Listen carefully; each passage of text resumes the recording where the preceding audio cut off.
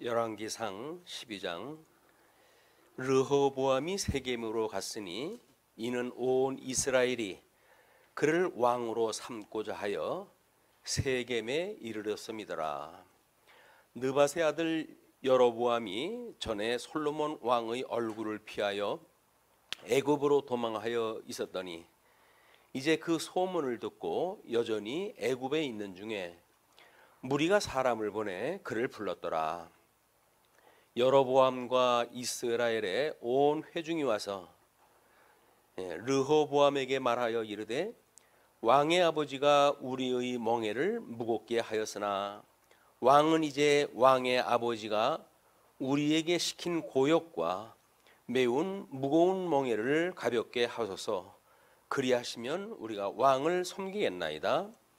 르호보암이 대답하되 갔다가 3일 후에 다시 내게로 오라 하매 백성이 가니라.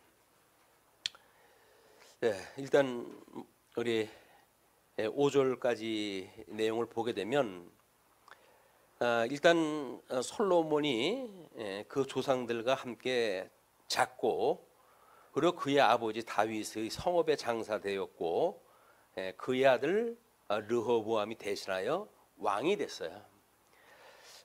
이제 그때는 왕이 됐을 때에 백성들에 의해서 추대가 돼야 되는데 이것이 지금 아마 장로 교회의 교인의 대표는 장로죠.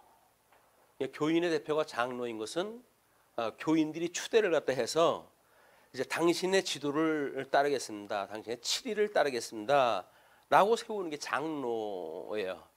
우리 장로의 제도는 그만큼 장로교회에서 중요한 정치 체제의 원리입니다. 이제 회중교회가 있고 교황 중심의 그런 그 교회도 있고 때로는 감리교회도 물론 이제 감독이라고 하는 체제로 되어져 있기 때문에 교황 체제와 크게 다르지 않습니다.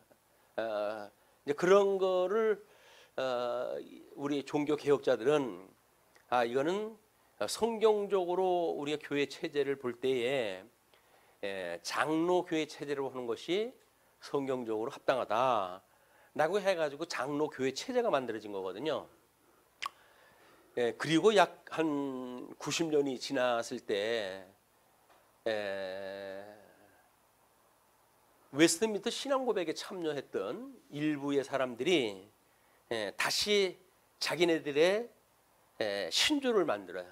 그걸 사보이 그 신조라고 그렇게 이야기를 하는데 그 이야기는 장로 체제는 맞지 않다. 그렇게 해가지고 회중교회가 이제 시작이 되었습니다. 회중교회가 요즘 소위 말하게 되면 포퓰리즘이에요. 많은 사람들한테 인기를 얻을 만한 조건이 되어지는 거죠. 왜? 누구는 목사고 누구는 장로고 누구는 집사냐. 다 회중이 돌아가면서 그 일을 하면 되지. 그런 직제가 필요 없다. 뭐 이렇게 이야기를 했으니까 그다음 교행 체제에 의해 가지고 사제주의에 정말 아주 힘든 신앙생활을 했던 사람들인데 회중교회라고 하는 그것이 얼마나 단 말이겠어요.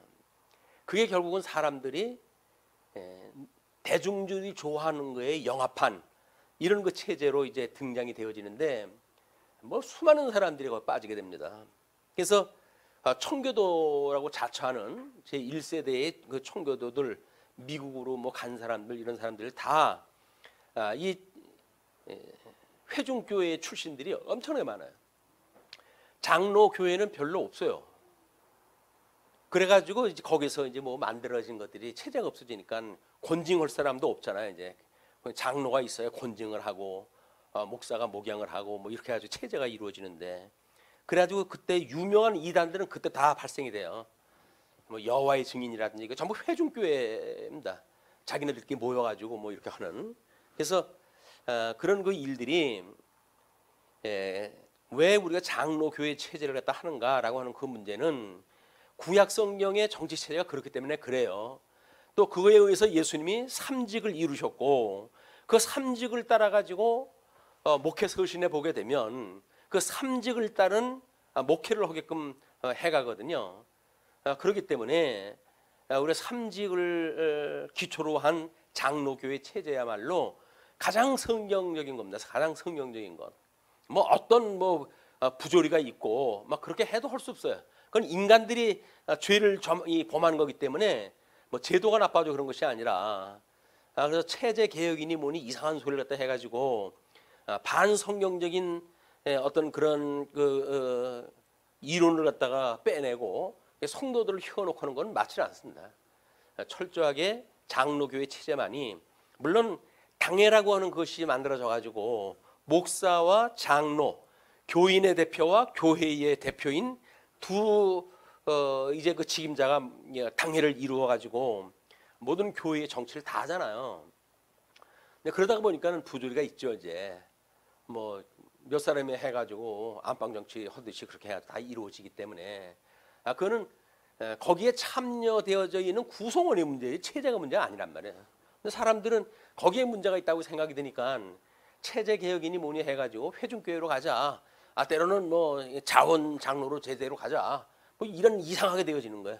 추대가 되고 그런 것이 없어요. 그게 추대가 되어지지 않고 자원한다는 이야기는 한마디로 대표성이 있는 게 아닙니다. 왜? 장로는 교인의 대표이 되거든요. 그 추대에서 나는 당신의 지도를 받겠습니다. 당신의 치리를 따르겠습니다. 라고 하는 사람들이 모여가지고 지금 이제 그 교회가 구성이 되어지기 때문에 그런 추대 형식이 아니면 자원해가지고 제가 장로할게요. 내가 치리권 다 할게요. 세상에 그렇게 쉬운 치리권 가진 그게 어디 있어요? 하다못해 세상 정치도 국회의원이 되고 구의원이 되려고 하더라도 선거를 통해 가지고 선출되어지는 건데, 그러니까 웃기는 거예요. 이제 그게 세상 정치마다 못한 것이 만들어진다. 거기서 뭐 성령 충만함을 받고 뭐 사람들이 교회를 위해서 이렇게 하면 그렇게 되지. 말하면 무슨 선거 사용 있나요? 뭐 그리고 뭐 성령 충만해가지고 해가지고 문제 된다고 한다면 뭐는 못하겠어요. 근데 교회가 그렇지는 않거든요. 가견교회 우리 이 지상에 있는 이 교회는 어쩔 수 없이 중생되어진 사람들이 구성이 되어져 있기 때문에 거기에 육적 요소가 그대로 남아 있습니다. 그 육적 요소를 어떻게 우리가 통제하고 하나님의 계시에 의한 순종의 도를 배우는가라고 하는 걸로 적용이 되질 않으면 우리는 이제 그 호사꾼들 말하기 좋아하는 사람들에 의해서 제도가 제 맘대로 돌아가는 거예요. 그래서 우리 장로 웨스트민스터 신앙 고백일 때 이제 그렇게 당회와 그다음에 노회와 대회와 총회에 대한 이런 것이 언급이 되어져 있는데 회중교회가 그거를 뒤집은 거거든요. 웨스트민스터 신앙 고백이 1647년에 됐는데 아마 그 100년도 안 지났어요. 한 90년 지나가지고 한 90년 정도 지났으니까 그렇게 해가지고는 이걸 정치 체제를 바꿔가지고 회중교회가 만들어진 거예요. 지금도 우리가 개교회주의다 뭐 이렇게 이야기를 하잖아요. 한국 교회는 너무 개교회주의가 돼서 문제가 있습니다 이렇게 이야기를 하잖아요. 그것이 왜냐하면 당회라고 하는 건 1심이기 때문에 2심에 대한 어떤 걸러주는 것이 있고 총회 3심에 의해 가지고 3심제에 의해서 우리가 어떤 사법권이 진행이 돼도 억울함이 있고 그럴 판인데 당에서 모든 걸 다 정리했다 해버려 가지고 자기네들 말 안 들으면 그냥 내쫓아버리고 이게 폭군이지. 그게 무슨 정치예요? 교회 정치예요. 이거를 아무렇지도 않게 해요. 사람들이 아무렇지도 않게. 저도 뭐 이제 노회에서 뭐 교회 청주에서 설립하는 그 문제 때문에 출교시켜 버렸잖아요. 자기네들이 재판을 걸어가지고 상소를 했어요. 제가 총회에다가. 근데 제도가 우리 총회에다가 상소를 하려고 한다면 노회를 거치게 되면 노회에서 간섭이 들어올 거 아니겠어요. 근데 제도는 그렇게 되어 있어요. 그래서 노회 서기부에다 보냈죠. 그랬더니 뭐 우물쭈물 깔고 뭉개가지고 그러다가 자기네들 총회 깨트리면서 그냥 그 일이 무산돼버리고 말았거든요. 이게 교회 정치를 자기 멋대로 하는 사람들의 아주 표상입니다. 표상. 뭐 힘 좀 있다 하고 권력 있다고 생각이 들고 자기가 말빨이나 먹힌다고 생각이 들면 자기 맘대로 하는 거예요. 자기 맘대로. 아니 조그만 동네 뭐야 이저 우리 동장들이 모여도 그렇게 마구잡이를 안 합니다. 근데 하나님의 교회를 우리가 그렇게 섬긴다고 하면서 자기들 멋대로 그렇게 하는 거는 온당치가 않은 거예요. 근데 어떻게 해요? 뭐 힘 있는 자가 하는데 돌아가니까 눈에 보이는 세계는 그렇게 돌아가니까 그래서 눈에 보이는 세계가 그렇게 돌아간다는 이야기는 성령의 역사가 아닌 거예요.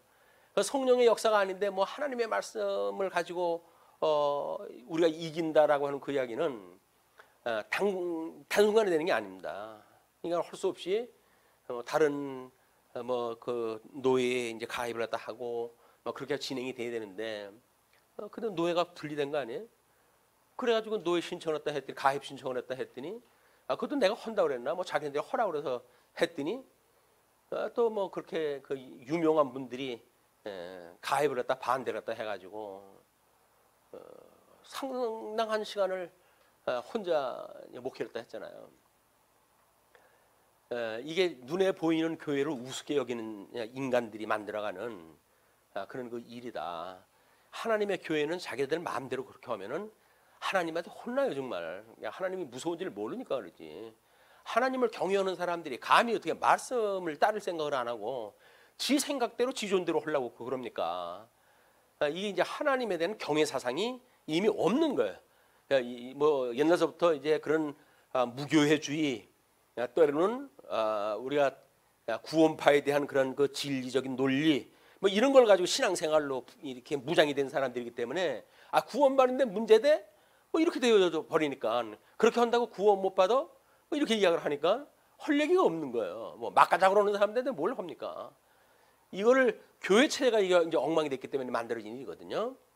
근데 지금 르호보암이 세겜으로 갔어요. 이 세겜이 이제 국호까지 뺏어간 북쪽 이스라엘의 수도를 삼는 지역이기 때문에 우리가 주목할 필요가 있어요. 세겜으로 이제 르호보암이 갔어요. 왜? 아버지가 내가 대위를 갖다가 물려줄게 라고 승낙을 아버지한테 이 물려받은 승낙은 받았거든요. 이제 백성들한테 추대를 받기 위해서 간 거예요. 세겜에 이르렀습니다. 느밧의 아들 여로보암이 전에 솔로몬 왕의 얼굴을 피하여 애굽으로 도망하여 있었더니 이 아이야의 예언에 의해 가지고 내가 너한테 열질파를 줄 건데 내 말에 순종을 또 하게 되면 네 위가 영원하게 될 거야. 내가 약속을 했잖아요. 근데 하나님께서 어차피 판을 깨게 하시기 위해서 지금 이 섭리를 갖다 하시는 거기 때문에 그게 귀에 들어가서 솔로몬 귀에 들어갔어요. 솔로몬이 살아있을 때 이제 그 얘기가 됐으니까. 그랬더니 솔로몬이 그걸 놔두겠어요? 자기 아들한테 지금 왕위를 물려줘야 되는데. 그래가지고 제거를 갖다 하려고 그랬더니 애굽으로 내튄 거예요, 이제. 그 여로보암이. 그래가지고 거기 뭐 애굽의 아주 그 유명인들 밑에서 이제 뭐 이렇게 생활을 하고 그러니까 손을 못 대잖아요, 저기선. 이게 이제 솔로몬 말기에 이제 현상이 있었던 일인데 거기에 가 있던 여로보암이 이제 전에 솔로몬 왕의 얼굴을 피해가지고 애굽으로 도망해가지고 있었는 거예요. 근데 이제 그 소문을 듣고 여전히 애굽에 있는 중에 이제 솔로몬 뭐 왕위가 뭐 르호보암에게 넘어갔다 어쨌다 이런 얘기를 들으니까 아이야 선지자가 나한테 한 예언이 있으니까 이거는 필시 나한테 무슨 변화가 있을 거야. 때를 기다리는 거죠. 이게 하나님의 언약을 믿는 사람들은 서두르질 않아요. 그냥 거기 기다려요. 그러니까 무리가 사람을 보내 그를 불렀더라. 그 무리라는 이야기는 이미 열지파의 이제 그런 그 무리들이에요. 르호보암을 반대하는 그런 그 세력들에 의해 가지고 그래가지고 불렀으니까 여로보암과 이스라엘의 온 회중이 와서 르호보암에게 말하여 이르되 여로보암을 수장으로 삼고 자기네들 대표로 삼은 거죠. 그래가지고는 르호보암한테 간 거야 이제. 그래서 이제 1대1로 뭐 면담을 갖다 하자 그 얘기죠. 그러면서 왕의 아버지가 우리의 멍에를 무겁게 하였으나 왕은 이제 왕의 아버지가 우리에게 시킨 고역과 매운 무거운 멍에를 가볍게 하소서. 그리하시면 우리가 왕을 섬기겠나이다. 그 거대한 뭐 도시공사로부터 해가지고 성전, 왕궁, 뭐 무역산업 뭐 해가지고 엄청나게 이제 그 압제가 강한 가운데 그 일이 됐거든요. 그러니까 경제 부흥을 갖다 하면은 뭐 아무나 시켜도 된다라고 하는 논리는 이 국민들이 무식한 사람들이 그렇게 하는 거예요. 그게 그래가지고 뭐 그 이리에 이제 밝은 사람 그 사람을 대통령을 갖다 삼으면 우리나라가 경제가 부흥했다 해가지고 아니 고양이한테 생선 가게를 맡기지 그렇게 해가지고 뭐 수조 원을 갖다가 착취를 다 그러잖아요. 뭐 아직도 밝혀진 거 아무것도 없어요. 그리고 자기는 감옥에 들어가 있으니까. 근데 글쎄 모르겠어요. 이제 뭐 들어가자마자 사면을 갖다 해줘야 된다 어쩐다고 그러는데 자전 나라를 팔아먹은 도둑은 그래도 안 잡혀요. 구멍가게 조그만 걸 손을 대야 잡혀 들어가야지. 큰 도둑들은 손을 갖다 안 댑니다. 왜? 지네들하고 같은 편인데 기득권을 가진 사람들이 안 되는 거예요 이게. 지금 이 르호보암이 와가지고 르호보암한테 오니까 르호보암이 이거 뭐지 어떻게 해야 되지? 머리가 잘 안 돌아가요. 그러니까는 대답하되 갔다가 3일 후에 다시 내게로 오라 하며 백성이 가니라. 3일 걸릴 게 뭐가 있어요? 세금 좀 덜 받아라라고 그랬으니까 아유 그동안 수고했겠다. 조금 해가지고 우리 의논껏 해보자. 뭐 이렇게 이야기를 하면 될 문제거든요. 근데 갔다가 사흘 만에 다시 오라고 이야기한 거는 이미 이거는 내가 지금 이렇게 쉽게 접근할 것이 아니로구나 이런 생각이 드는 거예요. 근데 인간적인 입장에서 보게 되면 르호보암의 그런 처신이 보이지만 또 아이야는 이런 예언을 갖다 했기 때문에 예언대로 그렇게 되어질 거지만 이것이 언제로부터 시작이 되어진 이야기냐. 하나님께 만사를 구비하시고 신명기 아니죠 우리 창세기로부터 신명기까지 모세 오경을 통해 가지고 하나님의 역사의 모든 내용들을 언약한 대로 지금 이루어 가시는 거 아니에요 이게? 이게는 가나안 땅에 들어가서 이루어지는 창건 이후의 분국의 역사는 이미 모세 오경에서 언약되어진 대로 되어질 거라고요. 그럼 이제 그 언약을 우리가 한번 살펴보자는 거죠. 그 언약이 뭡니까? 우리 그 이스라엘 열조를 통한 하나님의 섭리 사역이라고 하는 걸 드렸잖아요. 이스라엘 열조를 통한 하나님의 섭리 사역. 이거는 이미 하나님께서 모형적인 언약을 세울 때에 아브라함을 불러가지고 이제 이 일을 시작을 하셨거든요. 그리고 아브라함의 그 열조라고 소위 불리는 사람들은 아브라함과 이삭과 야곱이라고 하는 세 그 사람을 우리가 열조라고 이렇게 부르는 겁니다. 그러면 왜 열조를 세 명을 두었고 그리고 누구처럼 이것이 단순한 언약의 계승이 아닌 다음에는 어떤 특징이 있을 거란 말이에요 이게. 그거를 우리가 밝히지 않으면 이렇게 일어나는 일에 대한 걸 구체적으로 이야기할 수가 없어요. 그러고는 하나님이 언약했으니까 언약대로 되어지는 거야. 이렇게 그냥 퉁치고 가버리는 거예요. 성경을 자세히 볼 이유도 없어요. 왜? 하나님이 그냥 언약대로 해가시는데 뭐. 그럼 뭐 줄줄줄줄 읽고 그냥 나가면 돼요. 창세기 50장까지 뭐 20일 정도면 충분하지. 20시간이면. 그걸 뭘 50장까지 차근차근 해갈 게 뭐가 있어요. 언약대로 이루어가시는 일들인데 언약대로 이루는 것이 어떻게 구체적으로 이루어져 가느냐. 이건 설명도 없는 거예요. 그러니까는 말씀은 뭐가 퉁쳐가지고 하나님은 여호와고 뭐 언약대로 이루시는 분이야라고 해서 구도 전체를 우리가 이해하는 것 같은데 성경의 구체적인 상황은 확인되지 않은 바예요. 내가 확인이 안 됐어요. 그냥 그렇게 아는 사람이 그렇게 했기 때문에 그런가 보다 하고 우리가 지나가는 거지. 각자가 정말 그래? 라고 이야기할 수 있는 기회가 주어지질 않았던 거예요.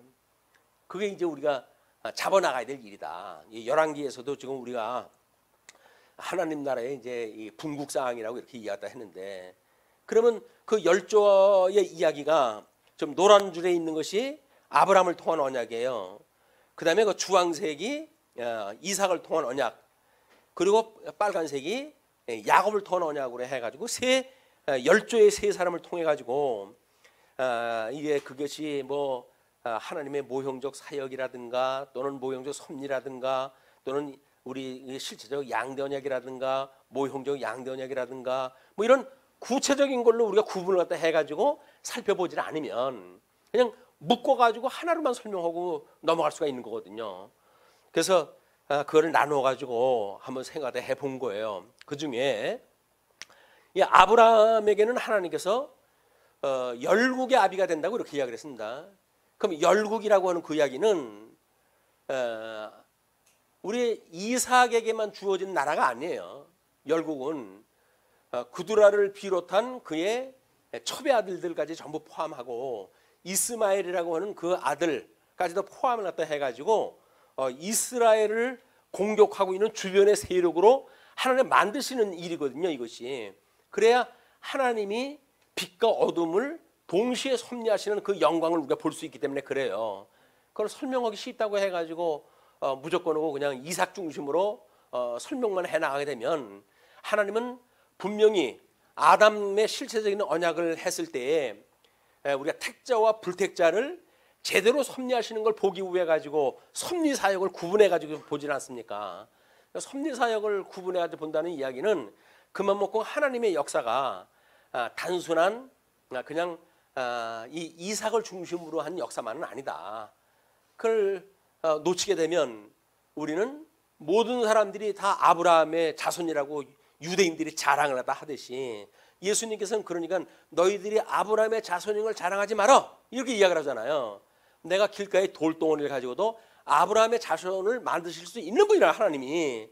근데 뭐 자기네들이 선택받은 선민의식이 가득 차가지고 이방인은 개돼지 취급을 하다 하고 자기네들만 선민의식을 취해가지고 이 율법주의에 쩔어가지고 살았던 사람들 아닙니까?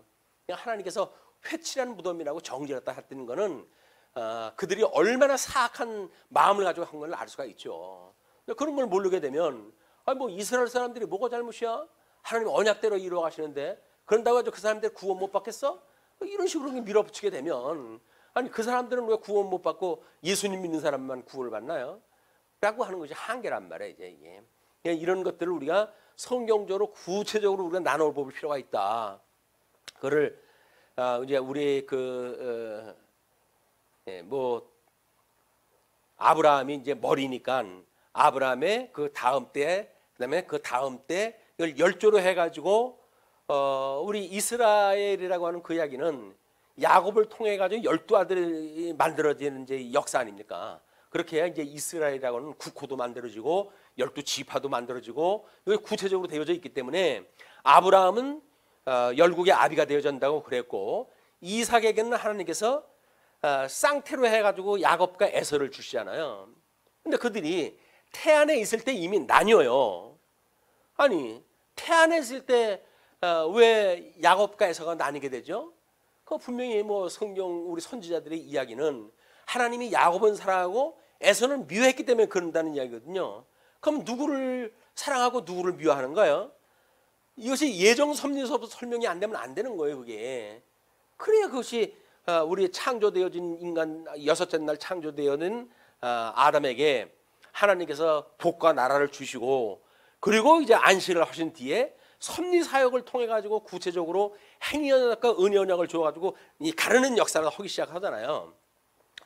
그런 섭리가 퉁쳐 가지고 아담 중심의 획일적인 논리 또는 아브라함을 통한 획일적인 논리 이것만 가지고 설명을 하니까 성도들이 성경을 자세히 궁굴 생각도 안 하고 왜 이미 다 배우는데 성경 다 읽어가면서 했어요. 다 배웠죠. 성경은 다 배우는데 근데 뭐 지금 와가지고 뭘 어떡하라고? 그러니까는 신앙생활이 불보듯 뻔한 겁니다.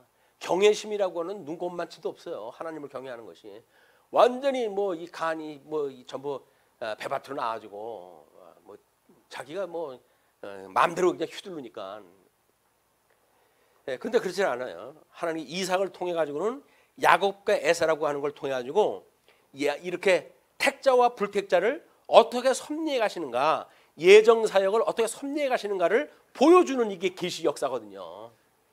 그러니까 그렇게 해가지고 미워했던 에서는 결국은 우리 에돔의 조상이 되어졌고 에돔에서 가짜 우리 헤롯이라고 하는 임금이 등장했다 해가지고 우리 유다지파로부터 출생한 예수님을 대적하는 세력으로 하나님께서 그들을 사용을 하시잖아요.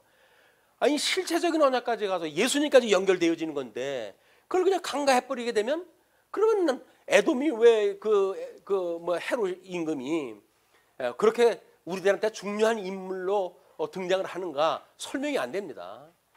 그러나 그거는 지금 에서라고 하는 그런 입장에서 보게 되면 유다 지파 이 유다 지파 우리 야곱을 중심으로 했던 그런 그 혈통으로부터 만들어진 둘째 아담이신 예수님하고 그 예수님을 대적하는 짐승 권세로서의 음녀 권세로서의 엄청난 세력을 하나님께서 이미 다 준비가 다 하신 거다.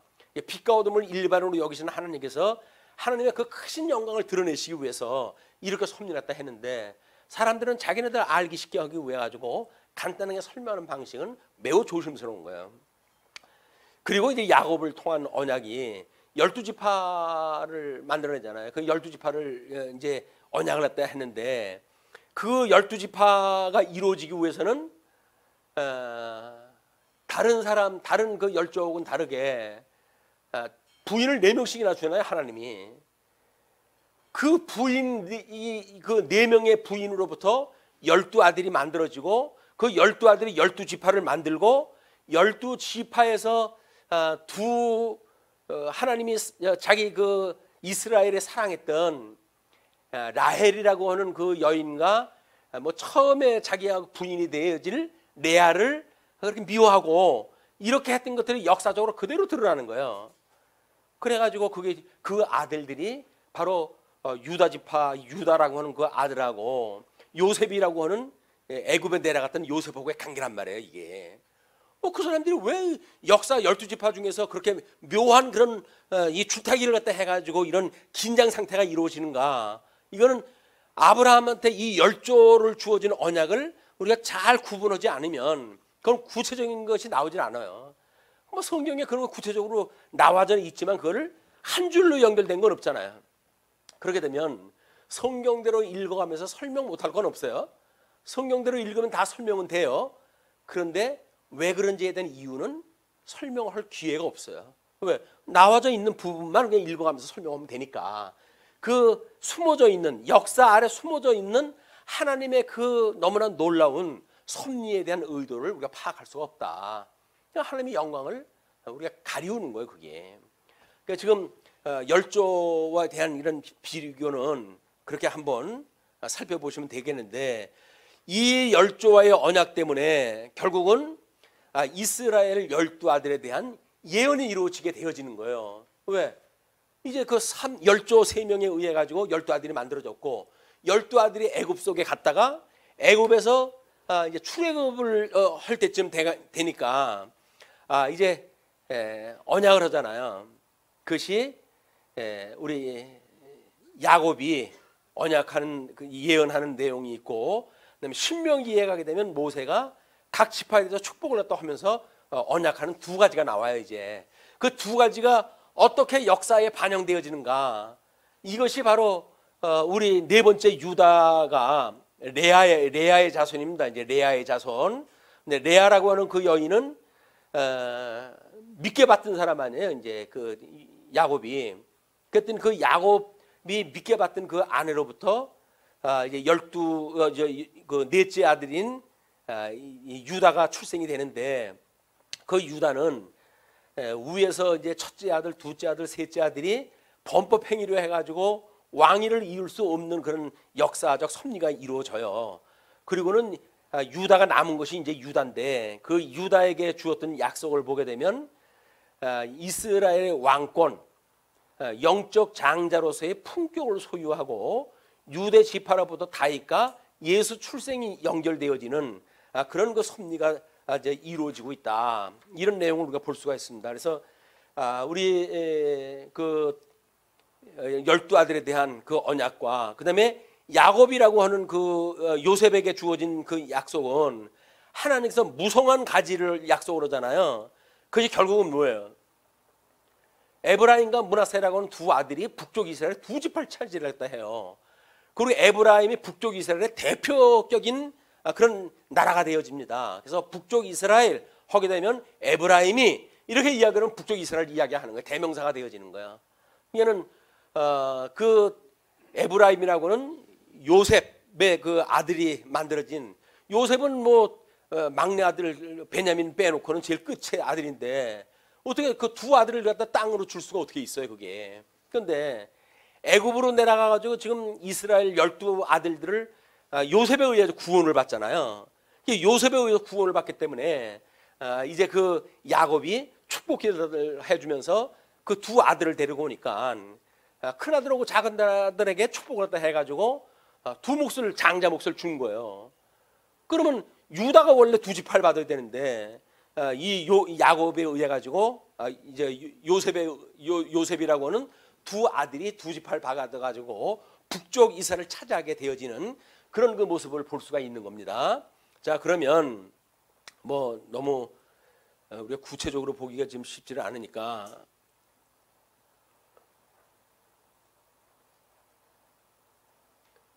자, 그렇게 해가지고 이제 역사가 이제 진행이 되어지는 게 뭐냐면 선지자 아이야의 예언, 우리 11장 공부했을 때 보여줬던 내용이거든요. 거기에 보시게 되면 요셉을 기준으로 한 섭리가 있고 유다를 기준으로 한 섭리가 있어요.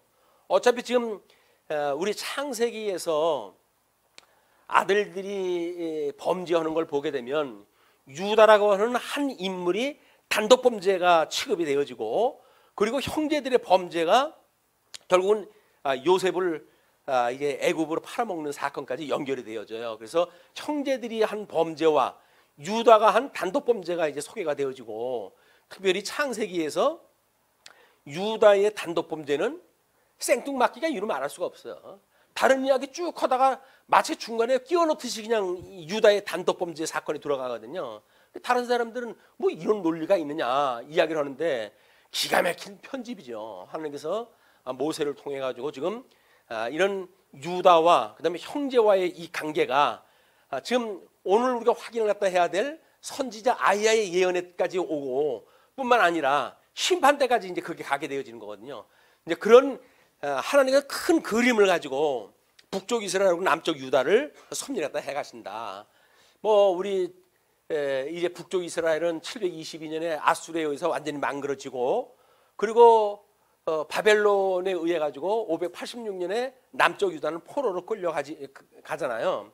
그런데 북쪽 이스라엘이 완전히 망그러졌으면 그러면 하나님의 12아들이 언약 자손인데 12지파를 명해서 우리가 언약 자손이라고 그렇게 이야기를 하거든요. 그럼 12아들이어야 되는데 12아들이 아니라 10지파가 다 없어졌다고 한다면 그러면 하나님의 언약은 성취가 될 수가 없는 거예요. 그리고 뭐 억지로 해가지고 돌아왔다 뭐 이렇게 이야기를 하는데 돌아온 것도 12지파가 다 돌아왔다고 하는 얘기가 없잖아요. 이것이 요시야 때 종교의 개혁을 일으키고 그리고 유월절을 북쪽에 흩어졌던 12지파를 전부 초청을 갖다 해가지고 그리고 유월절을 갖다 대대적으로 이제 이루게 되어집니다. 이스라엘 백성들은 유월절이 그렇게 큰 절기인데도 불구하고 요단강 건너갔을 때 한 번 하고 그 뒤로 번듯한 유월절이 없었어요. 물론 히스기야 때 뭐 요시야 때보다는 좀 소규모적으로 해가지고 그것이 있었지만 온전히 이루어진 것이 요시야 때 이루어지거든요. 그런데 하나님께서 요시야라고 한다면 그 이후에 남쪽 유다가 망그러지기 얼마 전이에요. 몇 년 전에 이제 그렇게 그 개혁을 일으킨 거거든요. 그럼 어린 요시야를 하나님께서 세우셔가지고 왜 이런 어마어마한 종교 개혁이라고 하는 걸 하셨을까?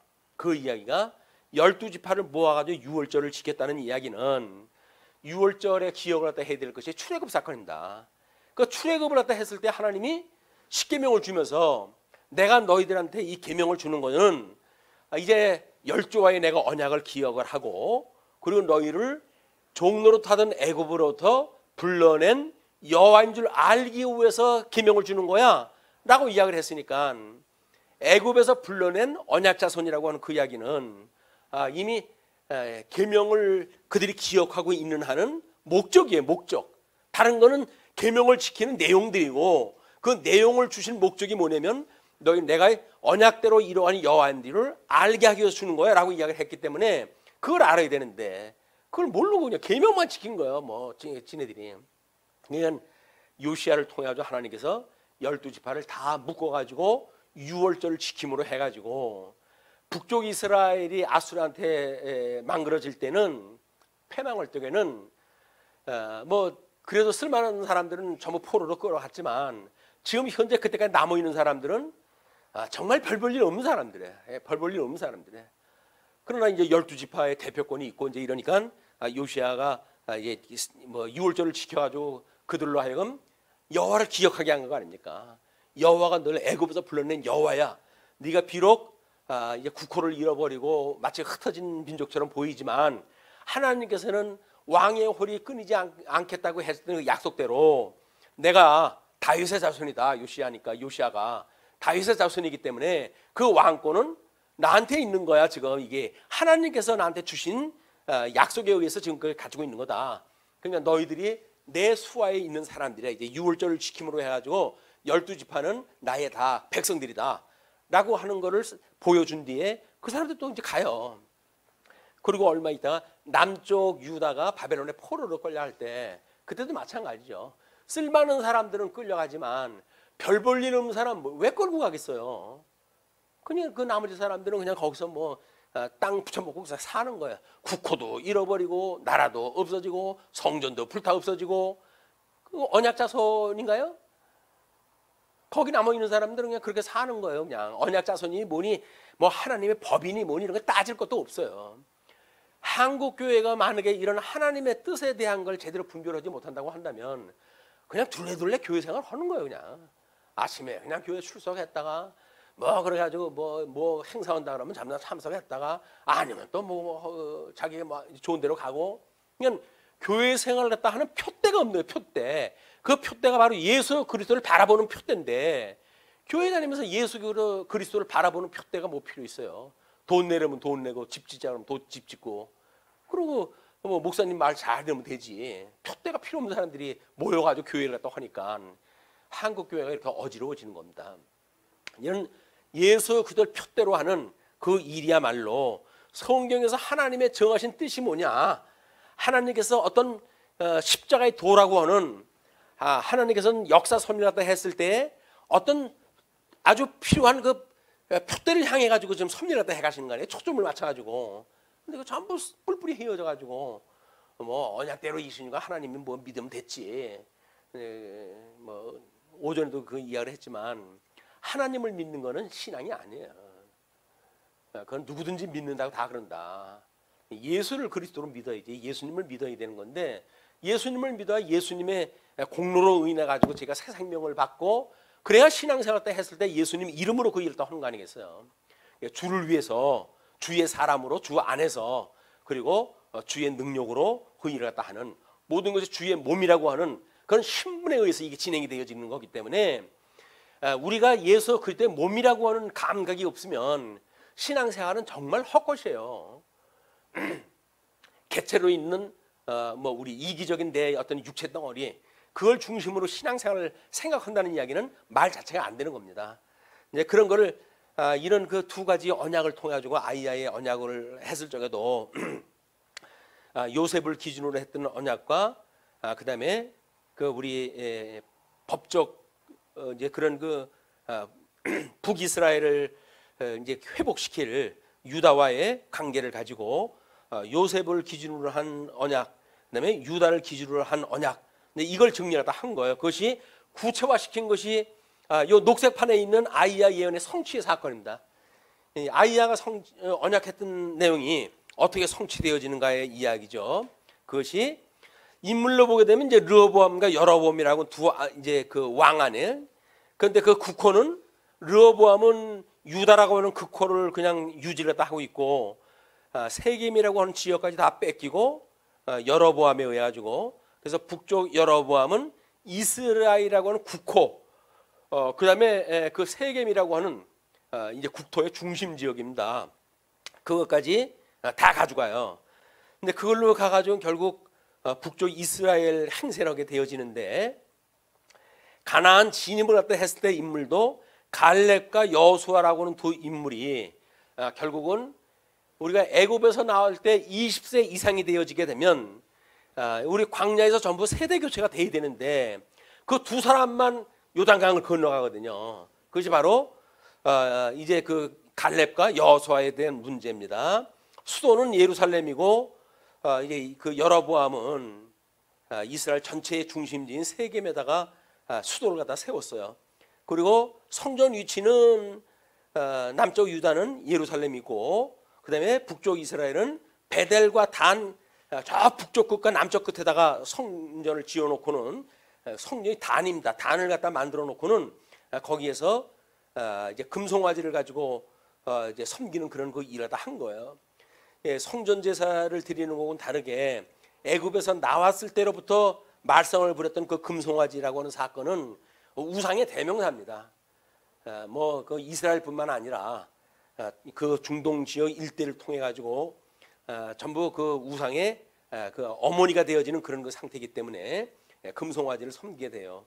제사장은 남쪽 유다는 그래도 레위 지파를 통해서 제사장이 존속이 되어지는데, 북쪽 이스라엘은 레위 외에 다른 그 지파를 동원해 사용하다 하게 되어지죠. 율법 기능을 이제 그런 두 가지를 보게 되면 이것이 두 아들이 르호보암이었던 여로보암이었던, 이거 다 언약 자손 중에 만들어진 거예요. 12아들이 언약 자손이라고 한다면 언약 자손 중에 두 요소예요. 두 요소라고 한다면 예수님의 인성과 신성이라고 하는 두 가지를 담아내는 예표가 돼야 돼요. 그래야 예수님이 중보자로 이 땅에 오셔가지고 그 육신에 대한 모든 정죄로 인해 가지고 죄짐을 이제 담당을 하시고, 그리고 하나님이 능력으로 살려주시는 은혜를 따라 가지고 부활에 참여하게 되어지는 두 가지 요소를 다 이루는 모형적인 섭리이기 때문에 중보자의 그 그림이 거기서 우리가 그려질 수가 있어야 된다. 그리고 그 중보자라고 한다면 우리 몸에 대한 거는 이제 뭐 우리 율법 기능에 의할 것 같으면 정죄 기능과 그다음에 사제 기능이라고 하는 두 개를 가지고 아마 우리가 하나님 앞에 어떻게 정죄가 되어지는가, 그래서 우리의 그런 모든 죄를 대신해서 십자가에 못 박아 죽으심으로 우리는 은혜를 입고, 그리고 부활에 참여로 해가지고 하나님의 아들이라고 인칭을 받는 이런 것이 바로 아이야의 예언에 성취되어진 성경 전반에 걸쳐가지고 영향을 미치는 그런 성경 구절입니다. 이게 그걸 참고로 하시고, 밑에 분단 왕국은 노란 색깔이 그 유다 지역이에요. 그 바로 위가 베델이라고 하는 것이 있죠. 그 베델이 성전을 주었던 일이고, 그 끝으로 북쪽으로 해가지고 쭉 끝에 가면 단이라고 하는 것이 있잖아요.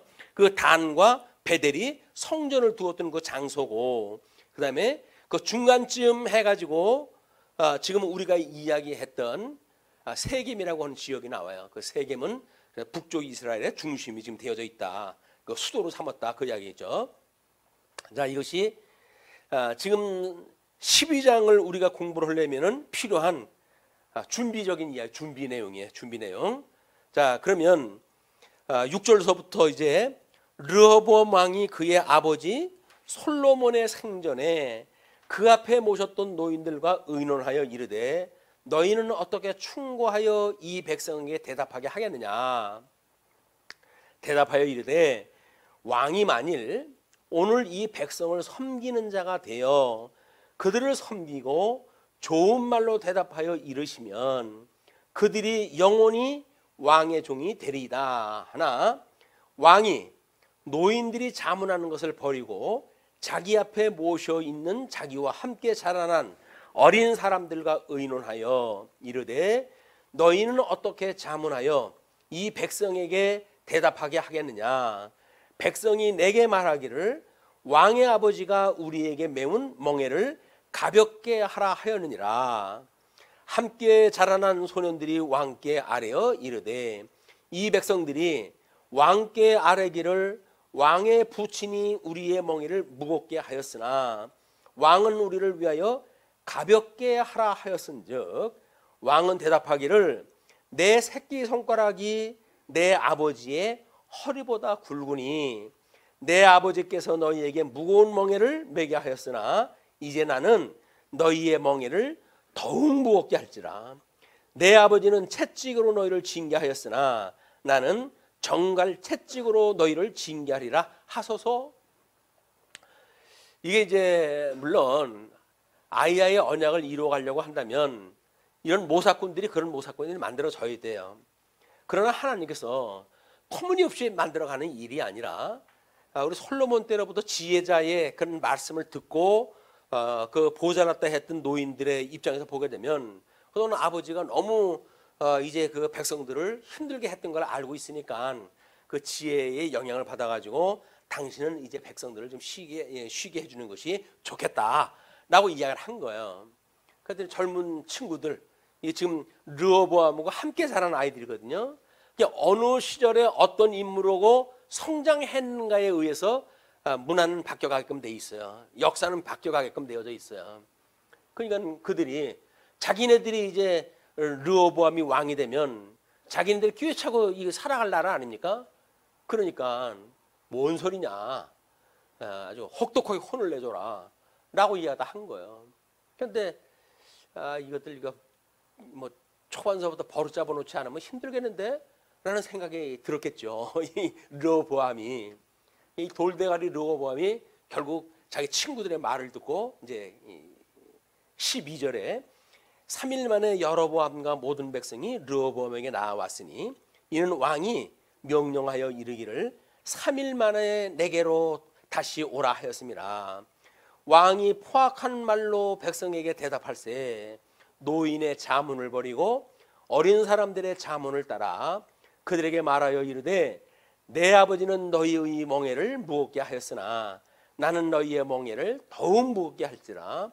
내 아버지는 채찍으로 너희를 징계하였으나 나는 정갈 채찍으로 너희를 징치하리라 하니라. 친구들이 한 얘기는 토시 하나 안 빼놓고 그대로 옮겼어요. 왕이 이같이 백성의 말을 듣지 아니하였으니 이 일은 여호와께로 말미암아 난 것이라. 자기네들이 잘나고 똑똑하고 계획이 있어서 그런 것 같지만 사실은 하나님께서 아이야에게 미리 예언했다 했고 예언대로 이루어가기 위해 가지고 하나님께 그렇게 섭리하신다는 거예요. 지혜 있는 사람이나 지혜 없는 사람이나 하나님께서 그때 당시에 어떻게 붙들어 주시나에 의해서 되어지는 거지. 솔로몬의 지혜 있는 솔로몬의 아들이 뭐랍니까? 그렇게 아들을 위해 가지고 뭐 어렸을 적에는 우리 그 아가서를 통해 가지고 하나님의 선택적 자비성에 대한 걸 가르쳐 줬고 또는 자문을 통해 가지고는 유기적인 주권성을 가르쳐 줬고 사랑하는 아들아 이렇게 살아야 된다 해 가지고 이 전도설 적에는 너들 세상 거 너희 아무것도 아니야 다 없어지는 거야. 그러니까 하나님을 경외하는 것이 인생의 본분이다 라고 하는 이게 계시를 위한 지금 전도서의 내용 아닙니까? 영혼성에 대한 것이 그냥 계시적 영혼성이라고 하는 그거를 해가지고 하나님의 속성을 그만큼 지도를 했어요. 사랑하는 아들아 사랑하는 아들아 이렇게 해가면서. 근데 그게 머릿속에 들어가 있으면 그렇게 살겠어요? 안 되는 거예요.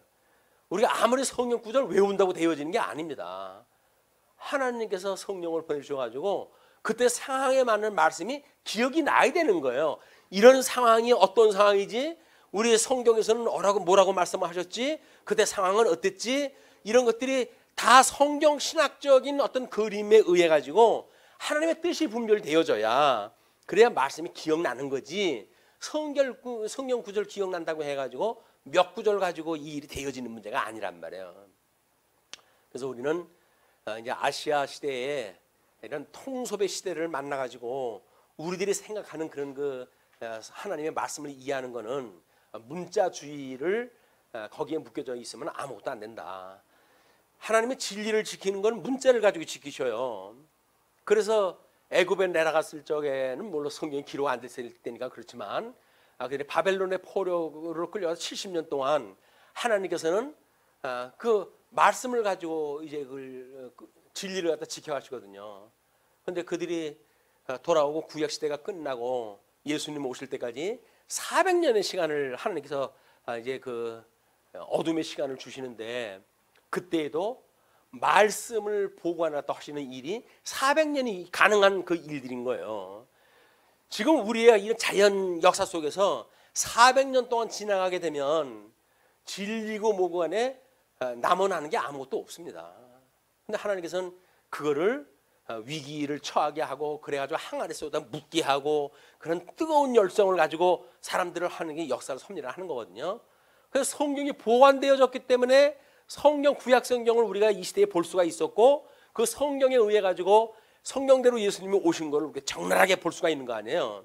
그럼 하나님이 진리를 지키는 방법은 문자예요. 성경이에요. 그냥 성경을 중심으로 해가지고 종교 개혁이 일어난 거는 너무나 이게 다행인 일입니다.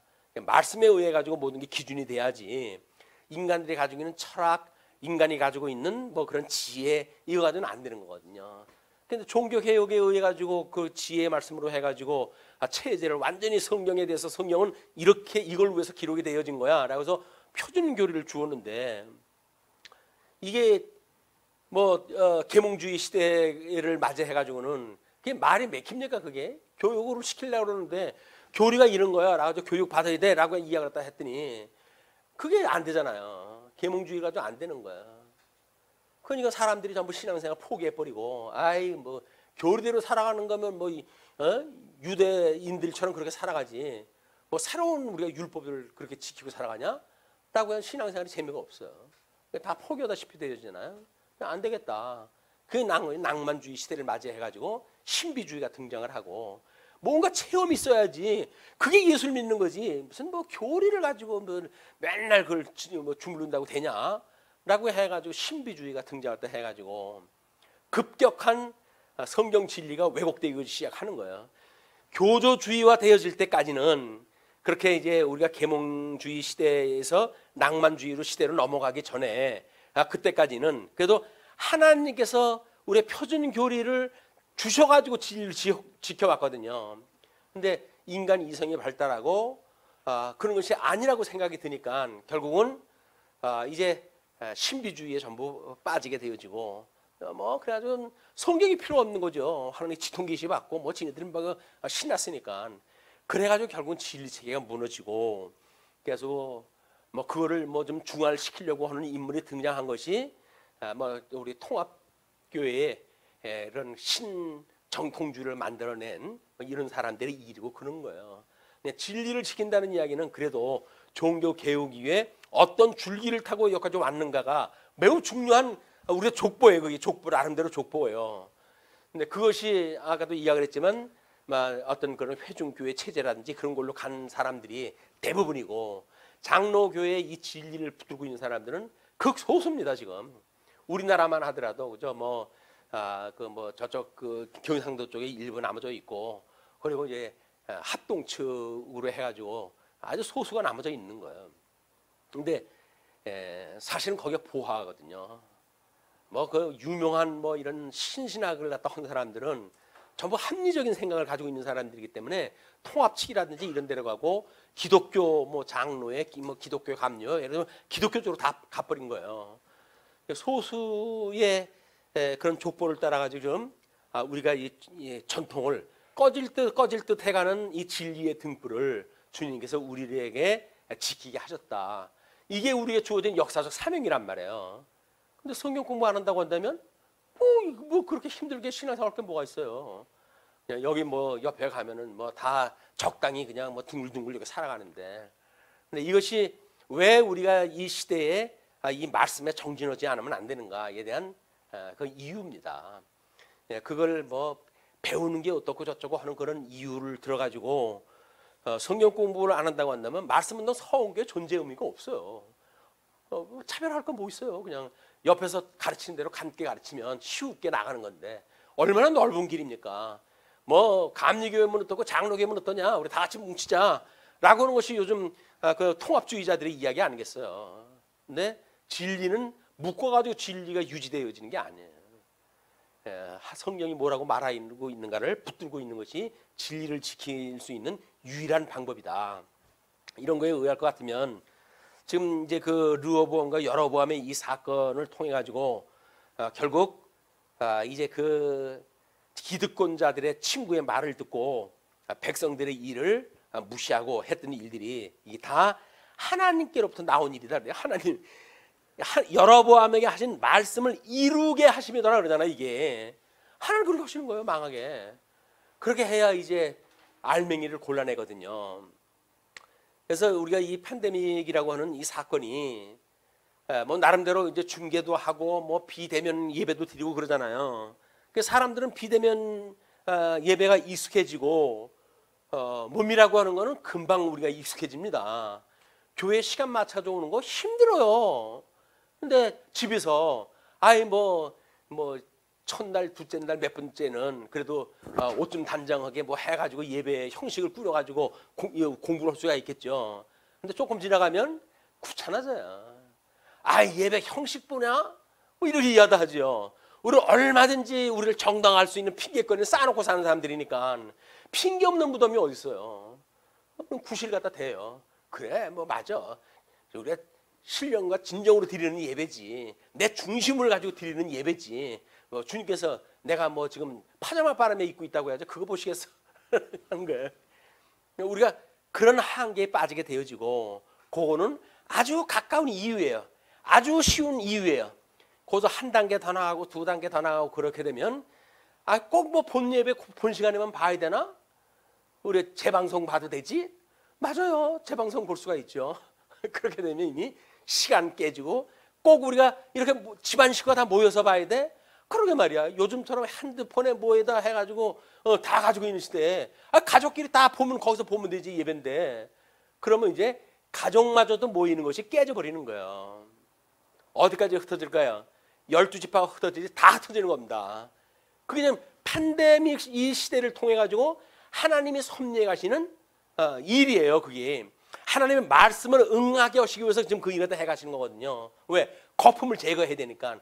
하도 대한민국 뭐 1000만인이 뭐 쓸데없는 그런 그 이야기를 하니까 1000만? 너희들 내가 10만도 찾기 힘들어 이놈들아. 그래서 모르잖아요. 그러니까 하나님께서 팬데믹이라고 하는 사건을 딱 주시니까 거기서 완전히 이제 거품 제거가 되어지는 거예요. 그래서 붙들려 있는 사람은 그래도 하나님을 경외하는 사람들이 붙들려져 있고 말씀을 사모하고 흠모하는 사람들은 나머져 있고 거기에 또 하나가 나머져 있는 사람들이 있죠. 세력이. 그게 뭐냐면 교조주의에 의해 가지고 훈련되어 있는 사람들, 경건의 모양은 아주 다분하게 가지고 있는 사람들, 그러나 경건의 모양이 없는 있으나 하나님의 능력을 부정하는 자로부터 돌아서라 이렇게 이야기를 했잖아요. 그건 하나님의 능력이 필요가 없어요. 왜? 뭐 태어났을 때부터 그렇게 공부를 했다 했는데 뭐 신앙생활을 이렇게 하는 거야. 당신 그렇게 안 믿으면 지옥 가요? 라고 하는 걸로 해가지고 교육이 되어졌으니까 그 사람들은 전부 그런 신앙생활인 거예요. 이제 율법주의자들이 이렇게 뿌리 있게 나머져 있는 것처럼 이런 교조주의자들은 끝까지 나머져 있어요. 이게.